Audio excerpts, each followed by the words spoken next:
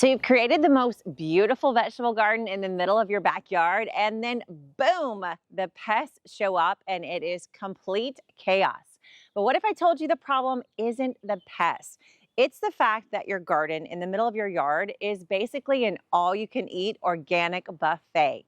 Today, I want to show you how to build a fence around your garden, but not a normal fence. This is a fence made with plants, native and pollinator-friendly plants that will protect your garden from pests and create a habitat for local wildlife. So here's the thing. Your backyard used to be a complete ecosystem, but now it's just grass, which isn't food for anyone.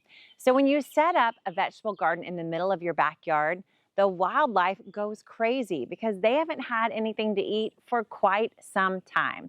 Everyone shows up for dinner. We've got rabbits, we got squirrels, we've got deer.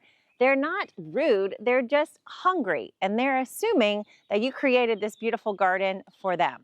So what we've got to do is create a buffet outside of our vegetable garden that's made for them with plants that they love to eat so that they stay full and satisfied and leave your tomatoes alone. When I started my first garden, I was completely shocked that the raccoons and squirrels and deer wanted to eat from my garden as much as I did. But the more I thought about it, the more it made sense, because where my house and backyard now stood used to be covered with trees and creeks and prairies. All that wildlife had lost their home so that I could have one on that same plot. So of course it made sense that they wanted to eat a little bit of my garden too. After so many seasons of being completely frustrated and wanting to catch every squirrel in my entire neighborhood, I finally figured out a way to garden and work with the wildlife instead of fighting against them. And that's this concept of a living fence. If you think about it, all the wildlife we're trying to keep from our garden, they don't naturally eat things that we're growing in our garden. Their typical diet isn't made up of tomatoes and peppers and watermelon and basil. Instead, they're usually eating in the wild from plants that grow naturally there. So the trick is providing that exact food source right near your vegetable garden so that the wildlife have something great to eat that they're used to eating before they see anything inside your vegetable patch. Native plants are what local wildlife have actually evolved to love to eat. Things like goldenrod and milkweed, elderberry, rudbeckia, coneflower.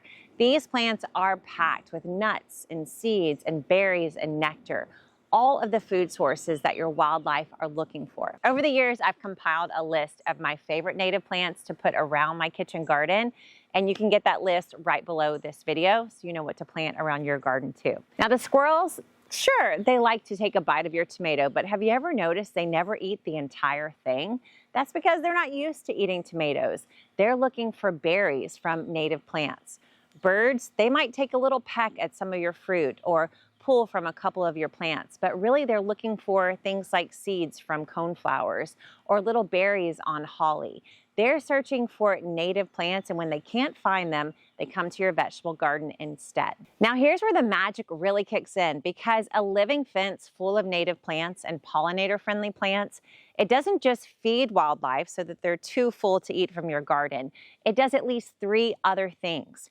First, as these plants grow up, they create a block for the sightline to your vegetable garden. So when wildlife are looking on, they see the native plant space, not all your vegetables. Next, it provides a place to attract pollinators.